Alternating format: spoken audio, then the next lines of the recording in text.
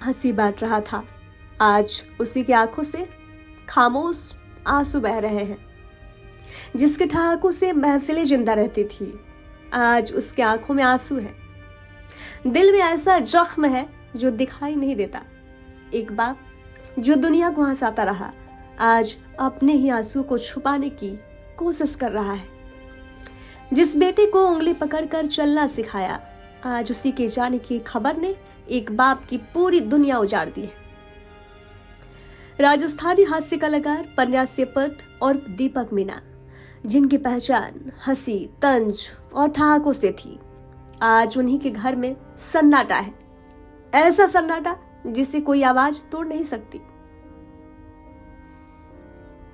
24 साल का बेटा, सपनों से भरी उम्र, विदेश जाकर पढ़ने की चाह, माँ बाप के लिए जिम्मेदारियां संभालने वाला सहारा, आज वही बेटा इस दुनिया में नहीं है। हास्य कलाकार पन्या सेपट और दीपक मीना के 24 वर्षीय पुत्र गोदीप मीना ने जयपुर के झोटवाड़ा थाना क्षेत्र स्थित आवास में 4 दिन पहले आत्महत्या कर ली थी। अब बेटे की संदिग्ध मौत के बाद पन्या सेपट ने इसे आत्महत्या मानने से इनकार करते हुए गहरी साजिश की आशंका जताई है।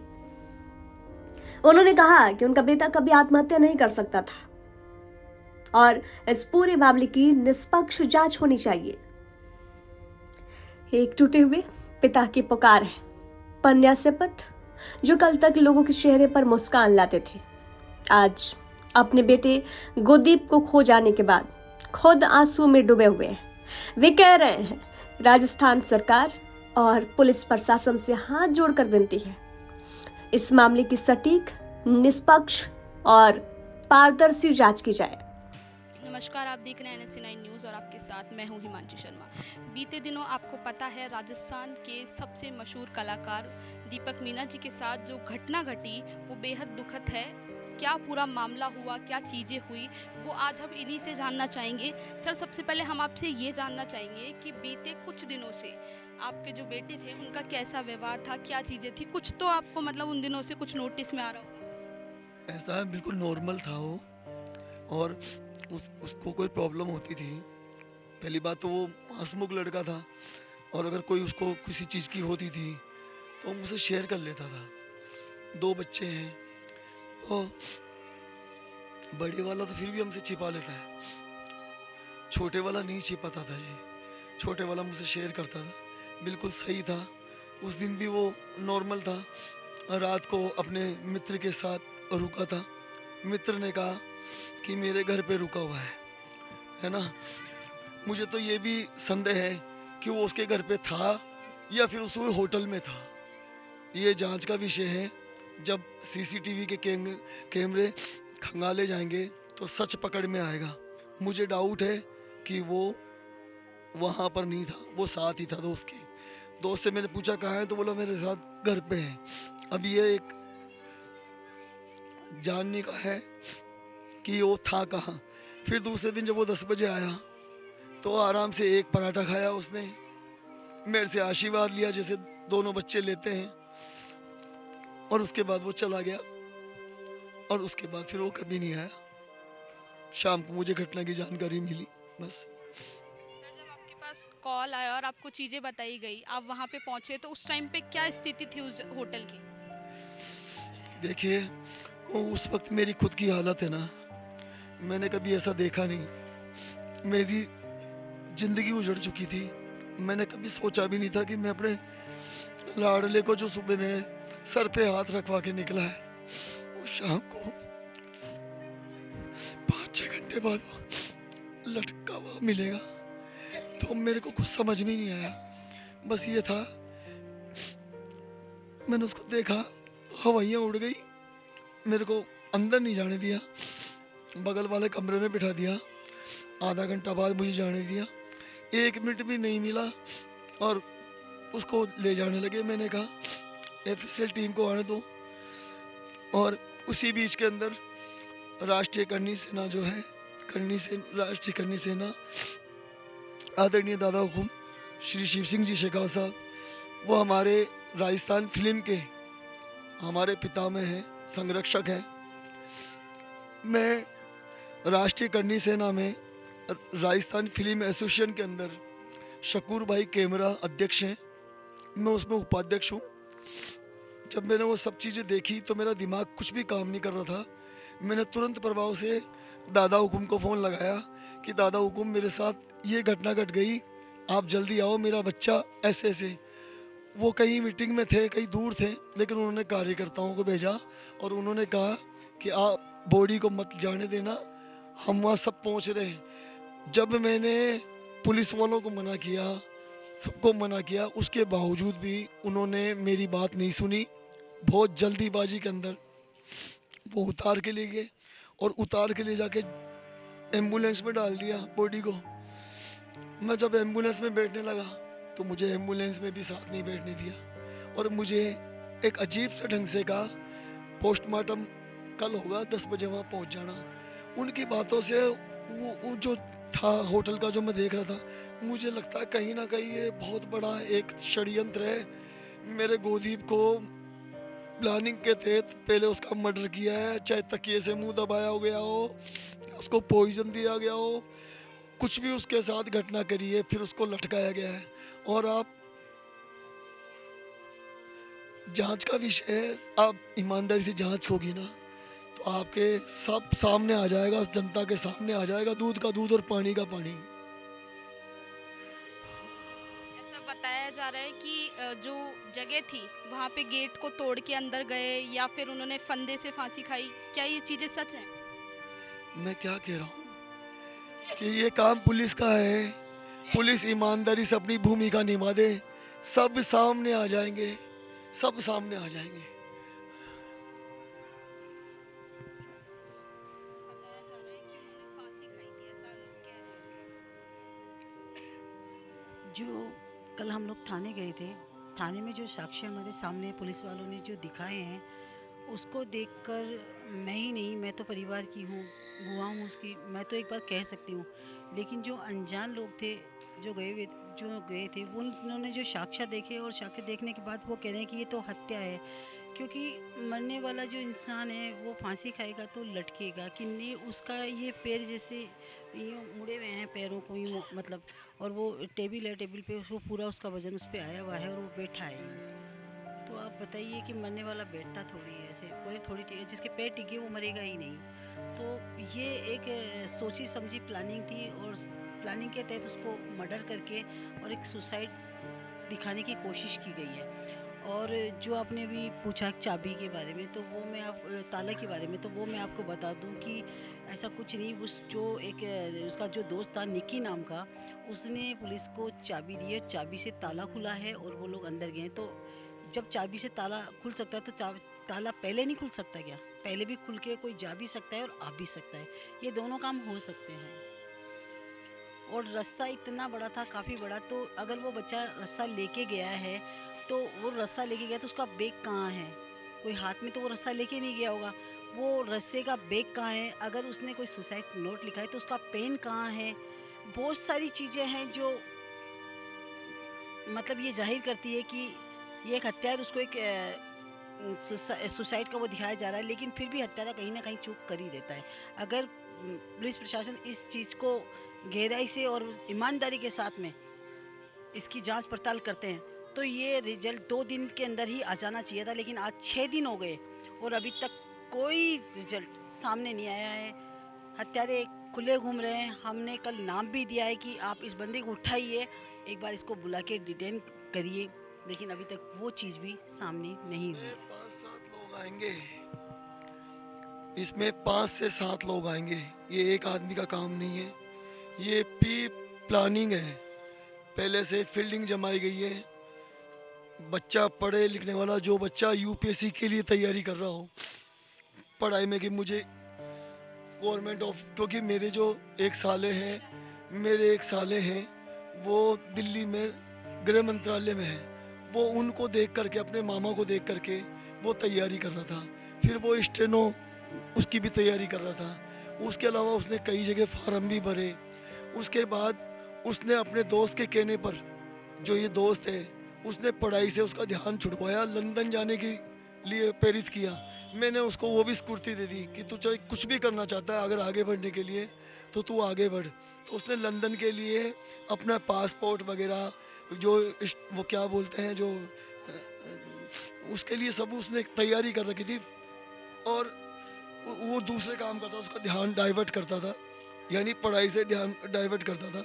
मुझे लगता है कि ये सूत्रधार है जिससे आपको बहुत सारी सबूत, बहुत सारी जानकारियाँ और वो हत्यारे जो उसके पीछे हैं खड़े हुए, उन सब का सामने आ जाएगा सच। रोज रोज रात को भी उसी के साथ था, वो रात को भी उसी के साथ था। देखिए, दोस्त का मतलब आप समझती हैं, ये मेरा भाई है, ठीक है।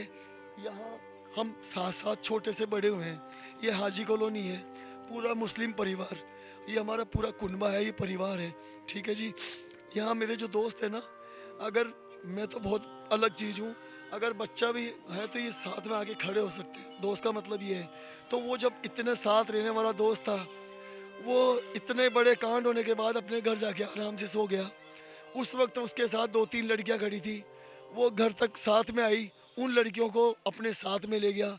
उसके बाद में दोस्त का मतलब होता है मेरे यहाँ पर मेरे साथ बैठता, जैसे ये बच्चे लोग बैठे हैं, ये बैठे हैं, ऐसे आके बैठता है। कहाँ है वो दोस्त, क्यों नहीं है साथ? ये सब चीज़ें जताती है कि इसके अंदर वो खुद 5-7 लोग, वो दोस्त, उस दोस्त का परिवार तक इसके अंदर सम्मिलित है। उस दोस्त का परिवार भी है, उस दोस्त के परिवार को भी पता है कि ये जाएगा तो कुछ ना कुछ बकर देगा, इसलिए उसको वो नहीं आने दे रहे। एक बाप कह रहा है मेरा बेटा आत्महत्या नहीं कर सकता था, और ये सिर्फ एक बयान नहीं, ये एक टूटे हुए पिता की आखिरी चीख है, जिस बेटे ने छोटा सा कर्ज लिया और उसे समय पर चुका दिया, जो अपने पिता के सारे हिसाब किताब खुद संभालता था, जो भविष्य की योजनाएं बना रहा था, वे अचानक हार मान ले। ये बात एक बाप का दिल भला कैसे मान ले। रहता था, दोस्त को पता होगा ना कहाँ गया है कहाँ नहीं हो। रोटी उसके साथ खाता था, रात को उसके घर सोता था, हम बैठे हैं खाना खा रहे हैं, जब दोस्त का फ़ोन आ जाता था, आजा, रात के 2 बजे तैयार होकर चले जाता था। अब उस सारी खबर तो उसके दोस्त को ही होनी चाहिए ना, कहाँ है कहाँ नहीं है। यहाँ दोस्त नहीं आना चाहिए था ना, आए नहीं बिल्कुल भी। मैडम 24 घंटे में 22 घंटे अगर आपके इसमें साथ रहूँगी तो मेरे घर वालों ज़्यादा जानकर तो आपको होगी मेरी, क्योंकि मैं आपके साथ हूँ। फिर दोस्ती का मतलब क्या होता है? चाहे शरीर अपन अलग है, जान तो एक है ना। जब गोपदीप के साथ में ये घटना हुई तो दोस्त को कहाँ होना चाहिए? 1 मिनट, उसके पापा का तो सब कुछ गया, दोस्त कहाँ बैठ रहा था? आज मेरे भाई सबके साथ बैठा रहता। वो कोई मदद नहीं करी, कोई कुछ नहीं करी, कि मतलब उसके हमने साफ शक धारी हमारा कि सारी कड़ी के पीछे ये छोरे इसके दोस्त का हाथ है, जिसका नाम नंदकिशोर है, उसको नुक्कू नुक्कू बोलते हैं। एक रात को भी उसके पहले घर रुका था, जब उसके पापा ने 2 बजे फ़ोन करा, कहाँ पे? कि पापा मैं निकू के घर पे हूँ। सुबह आया वो 10 बजे, तो निकू के साथ में था। घटना बड़ी दुर्भाग्यपूर्ण है। आदिवासी समाज का मैं तो भारत का सितारा मानता हूँ, और बॉलीवुड हास्य कलाकार, राजस्थानी फिल्म अभिनेता, पूरे राजस्थान का गौरव पन्या सेपट जी के बेटे की कम उम्र के अंदर इस प्रकार की जो घटना है वो दिल झकझोरने वाली है। और पूरे प्रदेश के युवा इस बात का कयास लगा रहे हैं कि आखिरकार इस घटनाक्रम का खुलासा कैसे हो। मैं तो सही मायने में बताता हूँ कि ये जो घटना है वो सुनियोजित एक साजिश है। इसमें होटल वाले लिप्त हैं, और मेरे को तो कहीं ना कहीं पुलिस की भी इसमें से लग रही है। कांस्टेबल वगैरह या ड्राइवर हो सकता हो, वहाँ का सीआई अच्छा हो। अब 6 दिन बाद भी घटना का खुलासा नहीं होना, और इतना बड़ा संवेदनशील मामला सरकार का संज्ञान नहीं लेना। हमारे पास में देखो काफ़ी मंजू शर्मा जी हैं जो सांसद हैं, यहाँ के मुख्यमंत्री जी हैं, तमाम लोगों के शोक संदेश आ रहे हैं, लेकिन अब तक सरकार का एक्शन नहीं लेना। जिस प्रकार से सुशांत सिंह राजपूत का बॉलीवुड की दुनिया में जिसका नाम था, उसका जो सुसाइड केस था, उसमें महाराष्ट्र की पूरी सरकार लग गई थी, पूरी पुलिस तंत्र वहाँ पर उसकी खोजबीन में लगा। लेकिन अब तक मैं तो राजस्थान की पुलिस की और राजस्थान सरकार की क्या बात करूं, अभी तो जयपुर की पुलिस भी सक्रिय नहीं है। कमिश्नर को खुद को संज्ञान लेना चाहिए था इस पे। और मैं राजस्थान की सरकार से, मुख्यमंत्री से मांग कर रहा हूँ कि 3 दिन के अंदर अगर इस घटना का खुलासा नहीं हुआ और पन्ना शेफर जी को इंसाफ नहीं मिला तो हम सड़कों पे उतर रहे हैं। नमस्कार दोस्तों, मेरा नाम एडवोकेट शाहिद है। देखिए मैम, ऐसा है कि 22 तारीख की ये घटना है। गोदीप मीणा जो बच्चा था उसको मैं पर्सनली भी जानता था। गोदीप ने मुझे 2 से 4 दिन कोर्ट में भी ज्वाइन किया है। तो बच्चा बहुत सुलझा हुआ था, बहुत पढ़ा लिखा बच्चा था, एसएससी की तैयारी कर रहा था, यूपीएससी की तैयारी भी करना चाहता था और कुछ अच्छा करना चाहता था। सुबह जल्दी उठना, सुबह उठने के बाद में 5 बजे हनुमान चालीसा का जाप करना, उसके बाद में 4 घंटे स्टडी को देना। तो इससे एक व्यक्तित्व बच्चे का समझ में आता है कि किस तरह का बच्चा है, कितना सुलझा हुआ बच्चा है। तो ये 1-1.5 साल पहले की बात है। अब अचानक से मुझे ये न्यूज़ सुनने को आई कि ऐसा कुछ हो गया।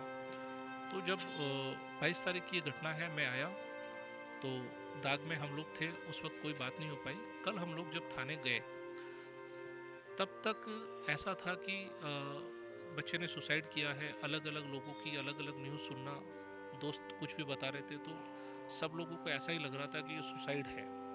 लेकिन जब कल हम लोग शिव सिंह जी जो करणी सेना अध्यक्ष हैं, पन्ना शेफर जी हैं, हम लोग जब थाने गए तो वहाँ जो थाने गए और जो मोबाइल मिला गोदीप का, वहाँ से कुछ स्टोरी में कन्फ्यूज़न पैदा हुआ। कुछ शक लगे कि जो आदमी 22 तारीख को सुसाइड कर रहा है वो 2 दिन पहले या 5 दिन पहले सुसाइड के वीडियो कैसे बना सकता है, ये एक सबसे बड़ा क्वेश्चन है।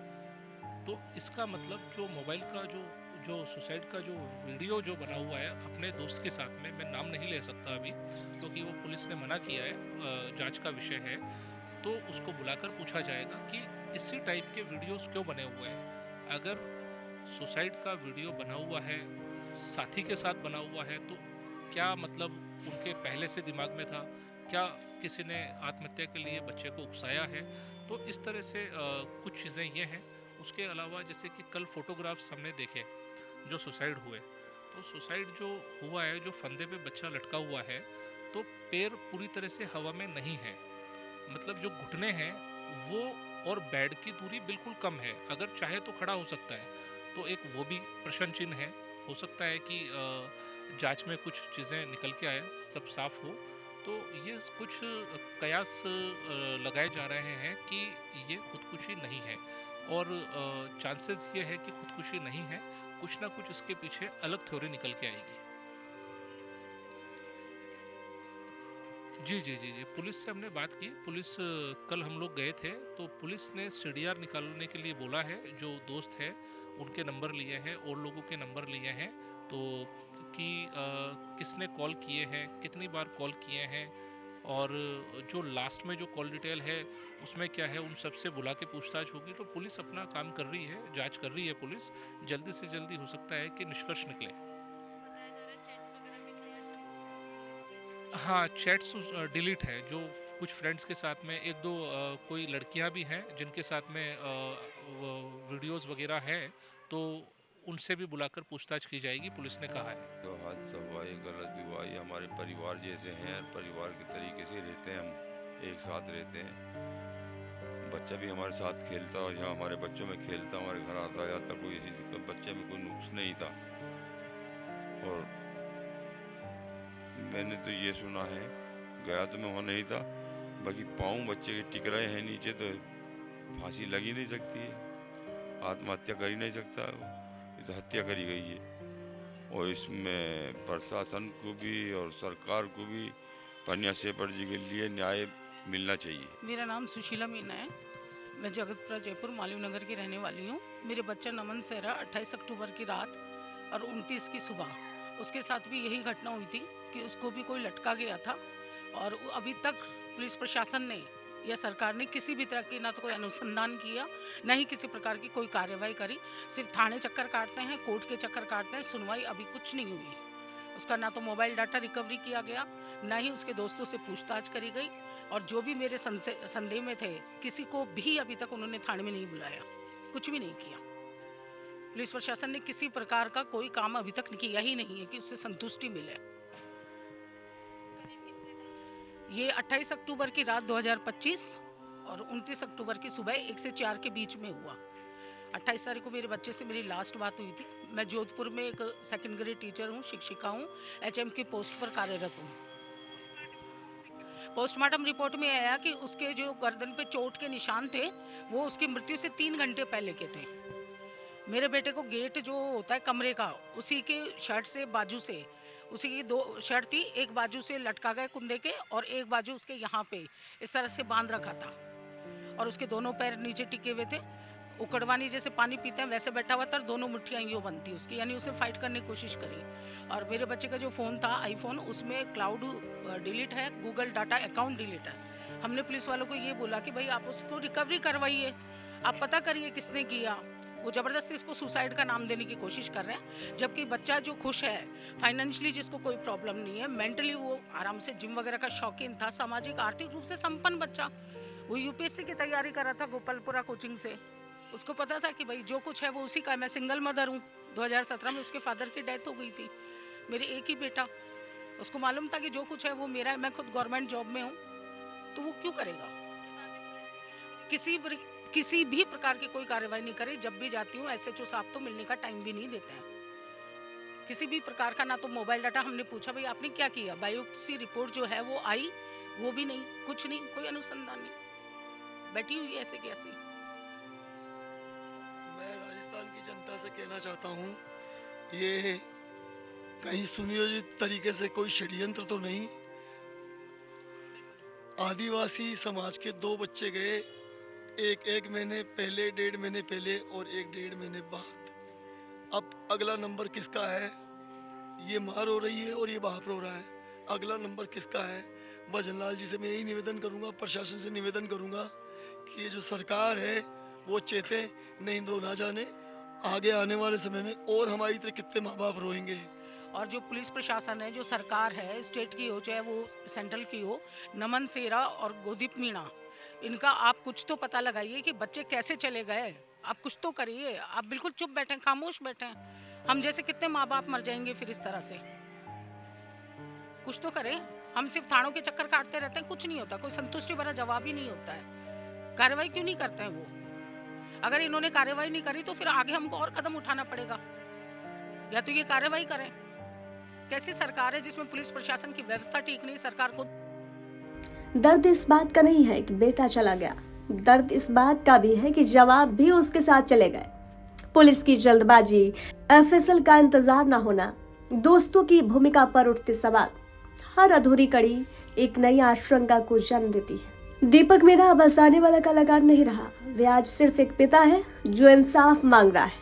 वे जानता है कि उसका बेटा लौट कर नहीं आएगा, पर अगर सच सामने आ जाए तो शायद किसी और का घर ऐसे ना उजड़े। आज मन सुना है, उनका माइक खामोश है और आंखों में आंसू है जो कभी सूखेंगे नहीं। जो दुनिया को हंसाते थे, आज उनकी खामोशी पूरी दुनिया को रुला रही है।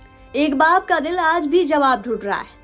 पन्या से पर जानते हैं कि उनका बेटा अब लौट कर नहीं आएगा, लेकिन अगर सच सामने आ जाए तो शायद किसी और का बेटा बच जाए, किसी और का घर उजड़ने से रुक जाए।